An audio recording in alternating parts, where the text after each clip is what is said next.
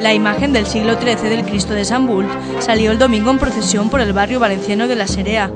A las 19 horas, centenares de devotos del barrio valenciano de La Serea, que incluye calles del centro histórico valenciano, acompañaron en procesión la imagen del Cristo por las calles del Trinquete Caballeros, Plaza del Temple, Gobernador Viejo e incluyendo una visita a la iglesia de San Juan del Hospital.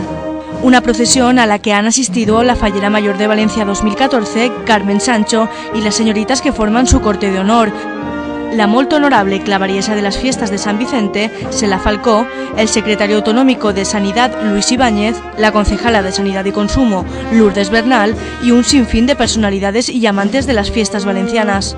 Yo creo que lo que ha sido magnífico ha sido el poder participar en una procesión que, bueno, efectivamente es la más antigua, pero que entraña algo especial, quizá a lo mejor por las calles, por la historia y sobre todo pues por las clavariesas, por el cariño con que se lleva al santo.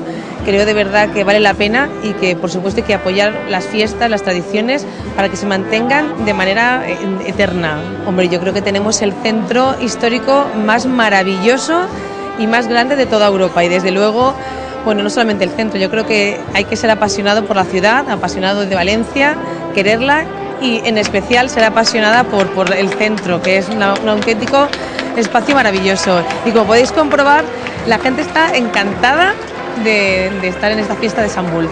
No, un año más, como bien dice, ya son muchísimos años los que salgo en la procesión de Sant Bult y la verdad es que, como habéis visto, pues muchísima gente, muchísimas valencianas y valencianos y todo muy bien organizado. Muy bien organizado, la verdad es que ha sido entrañable como todos los años. La más antigua de la ciudad es las fiestas de Sant Bult y la verdad es algo que nosotros decimos siempre, pero ahora gracias a vosotros, a los medios de comunicación, pues lo podemos transmitir. Las fiestas más antiguas, pero que siguen estando completamente vivas. Hoy la Plaza Sant Bult acoge a las 23 horas un concierto a cargo de la banda cultural de Cortes de Pallars. Tras el certamen se desarrollará el solemne traslado de la imagen del Cristo de nuevo a la sede del hogar social del patronato llevada a hombros por las mujeres del barrio.